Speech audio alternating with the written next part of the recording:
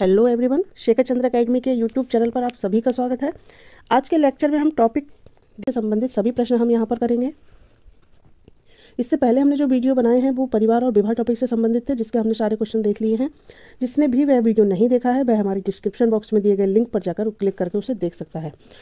आज के lecture start करने से पहले आप सभी को इस वीडियो को अधिक से अधिक ग्रुपों में शेयर करें, जिससे सभी साथियों तक ये प्रश्नों की हमारी सीरीज पहुँच सके। तो शुरू करते हैं हम आज के प्रश्न। आज का हमारा पहला प्रश्न है, जाति शब्द किस भाषा का शब्द है? ध्यान दीजिए, जाति शब्द किस भाषा का शब्द है? ऑप्शन ए जापानी, ऑप्शन बी यूरोपीय, option C Latin, option D भारतीय। तो इसका हमारा आंसर होगा ऑप्शन सी लैटिन। जाति शब्द लैटिन भाषा का शब्द है। चलते हैं हम अपने नेक्स्ट क्वेश्चन की ओर। क्वेश्चन नंबर 2 है हमारा, जाति को अंग्रेजी में कास्ट कहते हैं। कास्ट शब्द कौन सी भाषा के शब्द से बना है? Option A caste, option B caste, option C casta, option D कोई नहीं। तो इसका आंसर हमारा होगा option B caste, CASTE, caste. चलते हैं हम अपने नेक्स्ट क्वेश्चन की ओर।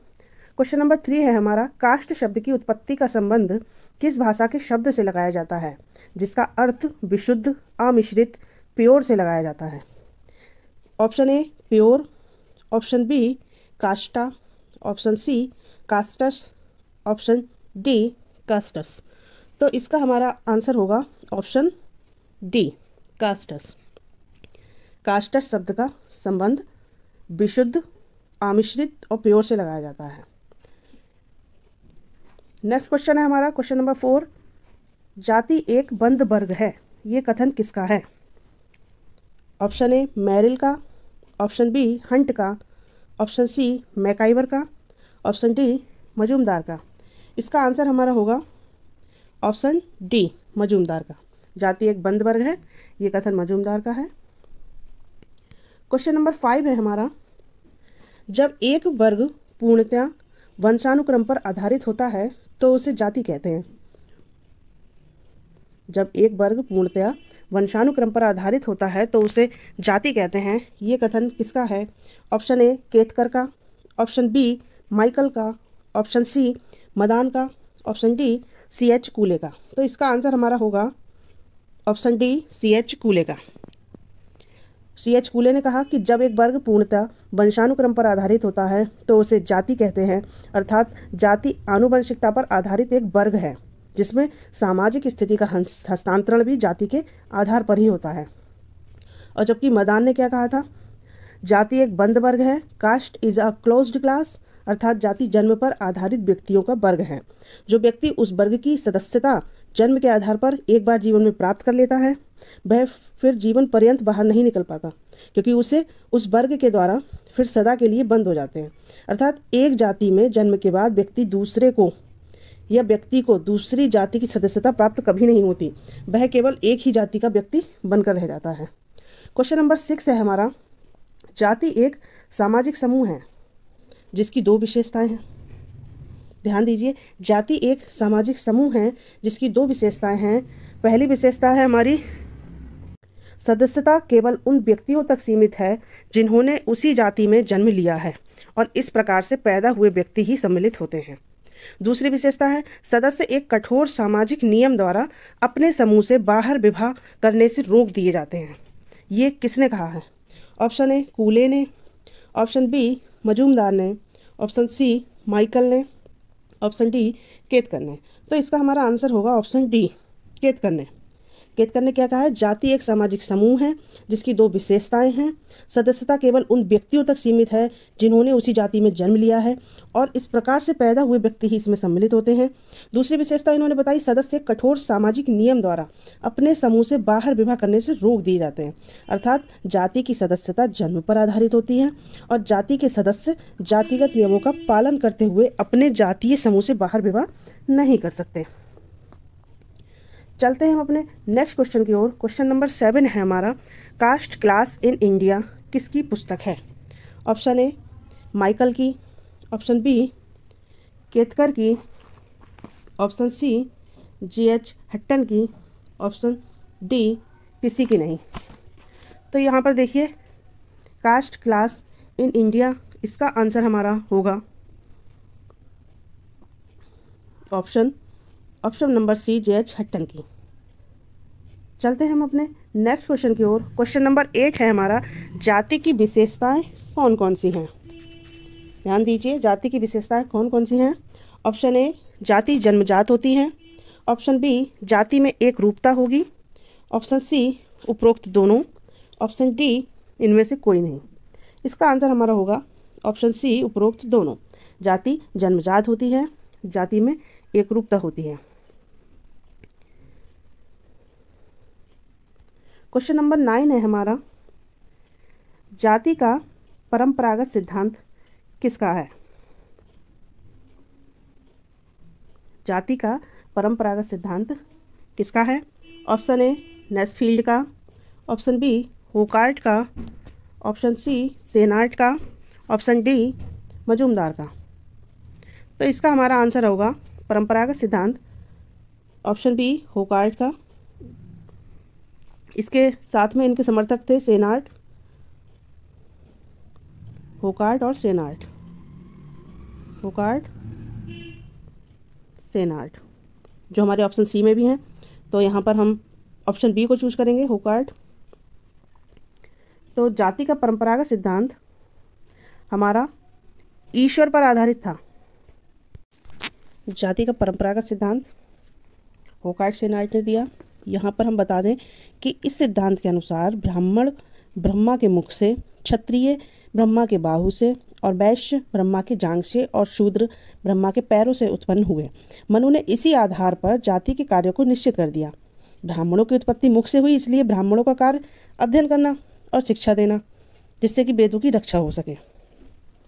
ठीक उसी तरह क्षत्रिय की बाहु से हुई तो उनकी सेना में, और वैश्यों की जांघों से हुई तो उनका पेशा अलग होता है, और शूद्रों की पैरों से हुई इसलिए उन्हें नौकर अर्थात सेवा करने से संबंधित काम सौंपा गया।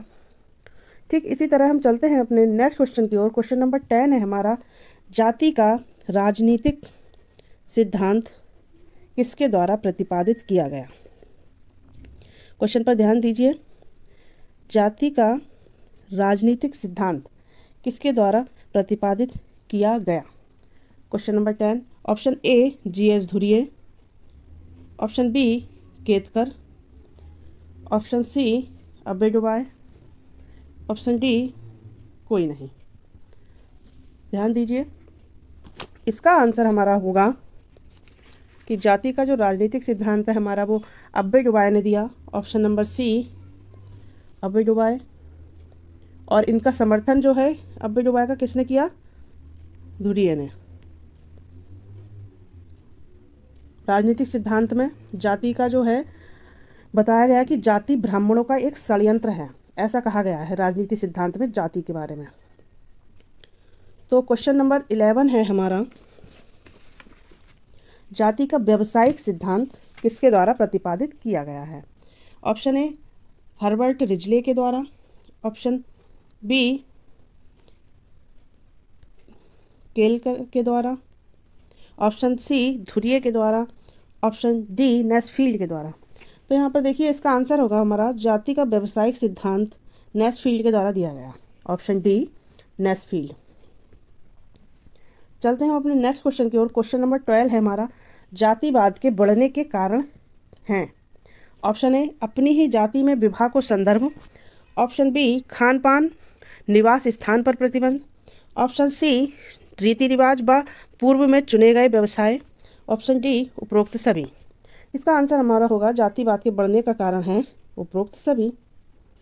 चलते हैं हम नेक्स्ट क्वेश्चन की ओर। क्वेश्चन नंबर 13 है हमारा, जातिवाद के दुष्परिणाम कौन कौन से हो सकते हैं। क्या ये राष्ट्रीय एकता में बाधक होते हैं। क्या ये हिंसा को बढ़ावा देते हैं। ऑप्शन सी, क्या ये प्रजातंत्र के लिए खतरा है। ऑप्शन डी, उपरोक्त सभी। तो इसका हमारा आंसर होगा उपरोक्त सभी। ये राष्ट्रीय एकता में बाधक भी होते हैं, हिंसा को बढ़ावा भी देते हैं और प्रजातंत्र के लिए खतरा भी होते हैं। क्वेश्चन नंबर 14 है हमारा, जातिवाद का निराकरण कैसे किया जा सकता है। ऑप्शन ए, उचित शिक्षा द्वारा। इंटरकास्ट मैरिज को प्रोत्साहन के द्वारा। जाति सम्मेलनों पर प्रतिबंध। ऑप्शन डी उपरोक्त सभी। इसका आंसर हमारा होगा ऑप्शन डी उपरोक्त सभी। क्वेश्चन नंबर 15 है हमारा, लैंगिक असमानता के क्षेत्र कौन कौन से होते हैं। लैंगिक असमानता कौन कौन से क्षेत्रों में पाई जाती है, ऐसा भी कह सकते हैं। ऑप्शन ए सामाजिक क्षेत्र में, ऑप्शन बी आर्थिक क्षेत्र में, ऑप्शन सी राजनीतिक क्षेत्र में, ऑप्शन डी उपरोक्त सभी। तो इसका आंसर हमारा होगा ऑप्शन डी उपरोक्त सभी। लैंगिक असमानता जो है सामाजिक क्षेत्रों में भी पाई जाती है, समाज में, परिवार में लड़के और लड़कियों में भेदभाव भी होता है। आर्थिक क्षेत्र में भी पाई जाती है, जिसमें महिलाओं को कम वेतन दिया जाता है। राजनीतिक क्षेत्र में महिलाओं को कम मौके दिए जाते हैं। वैज्ञानिक क्षेत्र में भी, जिसमें महत्वपूर्ण परियोजनाओं में महिलाओं की भागीदारी कम होती है। शिक्षा के क्षेत्र में, जिसमें लड़कियों को शिक्षा प्राप्त नहीं करने दी जाती है। मनोरंजन के क्षेत्र में भी और खेल के मैदान में भी। ऐसी बहुत सी क्षेत्र हैं जिसमें लैंगिक असमानता पूर्ण रूप से देखने को मिलती है। क्वेश्चन नंबर 16 है हमारा, लैंगिक असमानता के कारण कौन कौन से होते हैं। ऑप्शन नंबर ए सोच एवं दहेज प्रथा, ऑप्शन बी पितृसत्तात्मक समाज, ऑप्शन सी धार्मिक कारण एवं सामाजिक कारण, ऑप्शन डी उपरोक्त सभी। तो यहाँ पर देखिए हमारा आंसर होगा ऑप्शन डी उपरोक्त सभी। यहाँ पर सोच और दहेज प्रथा ये लैंगिक असमानता के कारण होते हैं। दूसरा पितृसत्तात्मक समाज भी, और फिर धार्मिक कारण भी होते हैं, सामाजिक कारण भी होते हैं। बहुत सारे कारण हैं जो लैंगिक असमानता के वजह बने होते हैं। क्वेश्चन नंबर 17 है हमारी कि जाति प्रथा की विशेषताएं कौन कौन सी होती हैं। सबसे पहली है ऑप्शन ए समाज का खंडात्मक विभाजन, ऑप्शन बी संस्तरण, ऑप्शन सी भोजन तथा सामाजिक सहवास पर प्रतिबंध, ऑप्शन डी उपरोक्त सभी। इसका हमारा आंसर होगा ऑप्शन डी उपरोक्त सभी। पहला है हमारा समाज का खंडात्मक विभाजन। तो घुरिये ने क्या कहा था कि जाति प्रथा ने हिंदू समाज को विभिन्न खंडों में विभाजित कर दिया है। प्रत्येक खंड में व्यक्ति की स्थिति तथा कार्य सुनिश्चित होते हैं और जाति के सदस्यों में अपनी ही जाति के प्रति नैतिक कर्तव्यों का बोध होता है और इन्हीं नैतिक नियमों के आधार पर वे अपने पदों एवं स्थितियों से दृढ़ रूप से जुड़े रहते हैं तथा नियमों का उल्लंघन करने पर उल्लंघनकर्ता को दंड भी दिया जाता है और आवश्यकता पड़ने पर उसे जाति से बहिष्कृत भी कर दिया जाता है। ये है हमारा समाज का खंडात्मक विभाजन। दूसरा है हमारा संस्तरण। संस्तरण का मतलब होता है, घुरिये ने क्या कहा है कि जाति के आधार पर निर्मित खंडों के बीच एक निश्चित संस्तरणात्मक संगठन होता है जिसमें प्रत्येक जाति की एक निश्चित स्थिति होती है। जातीय संस्तरण में ब्राह्मण का स्थान सबसे ऊपर और इसके बाद क्रमशः क्षत्रिय का, तत्पश्चात वैश्य का और शूद्र का स्थान सबसे निम्न होता है। ये संस्तरण जातिगत होने के कारण ही स्थिर होता है, जिसमें प्रत्येक जाति का पद स्थायी एवं अपेक्षाकृत रूप में स्थिर होता है। ब्राह्मण तथा शूद्र जाति जातीय संस्तरण के दो छोर होते हैं, जिसमें दोनों की परिस्थिति क्रमशः सर्वोच्च होती है ब्राह्मण की और निम्नतर होती है शूद्र की, जिसके क्रमशः ऊपर तथा नीचे की होने की संभावना हो ही नहीं सकती। जबकि बीच वाली असंख्य जातियां अपनी पास वाली जातियों की अपेक्षा अधिक श्रेष्ठ समझने लगते हैं और अपनी श्रेष्ठता और उच्चता का दावा प्रस्तुत करती रहती हैं।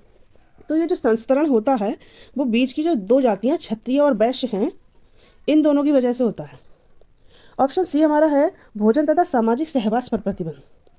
तो जाति प्रथा के अंतर्गत भोजन तथा सामाजिक सहवास संबंधी नियमों की व्यवस्था होती है। प्रत्येक जाति को दूसरी जाति के हाथ का बना भोजन करने की अनुमति जाति व्यवस्था के अंतर्गत नहीं दी जाती है। प्रायः ब्राह्मण के हाथ का बना भोजन सभी जातियां कर लेती हैं और सबसे अधिक प्रतिबंध अछूतों के हाथ के बने भोजन के संबंध में होता है। इसी प्रकार कच्चे भोजन के संबंध में भी छुआछूत की भावना अधिक देखने को मिलती है। ब्राह्मण दूसरी जातियों के हाथ का बना कच्चा भोजन ग्रहण नहीं करते। इस प्रकार सरल शब्दों में खान पान तथा सामाजिक सहवास संबंधी नियमों की व्यवस्था तथा उन नियमों का पालन करवाना जाति व्यवस्था की अपनी एक विशिष्ट विशेषता है। तो यहाँ पर हमारे तीनों पॉइंट क्लियर हो गए हैं। क्वेश्चन नंबर 18 है हमारा, घुरिया के अतिरिक्त एन.के. दत्ता ने भी जाति व्यवस्था की निम्नलिखित विशेषताओं का उल्लेख किया है। सन 1931 में। तो इनमें से कौन कौन सी हैं?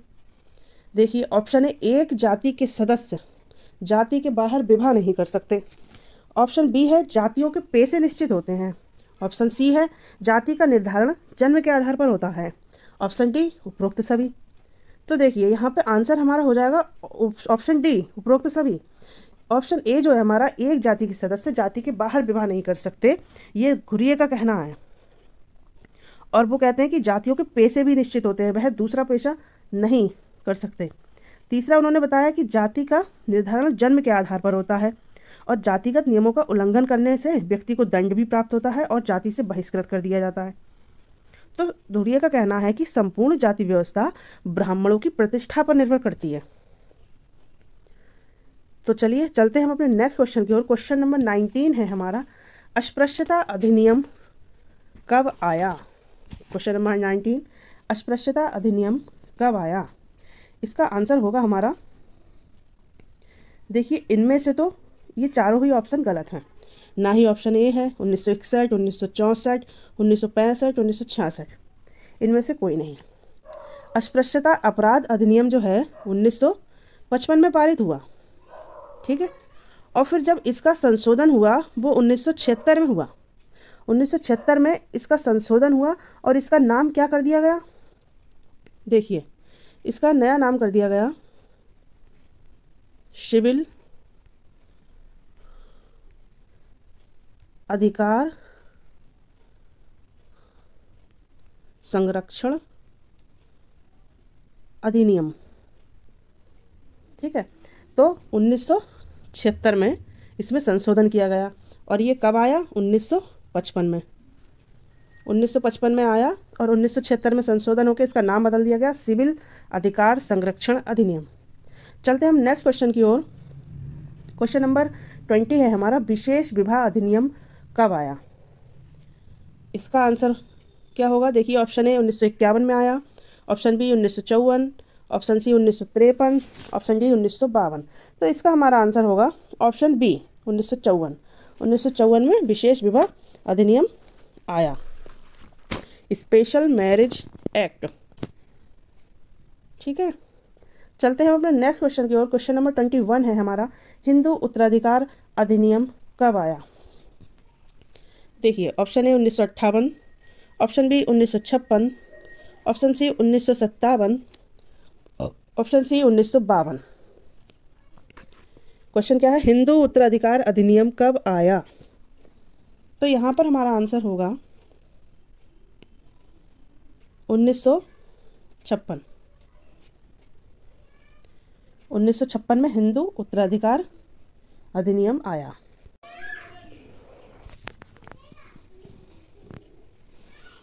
नेक्स्ट क्वेश्चन की ओर।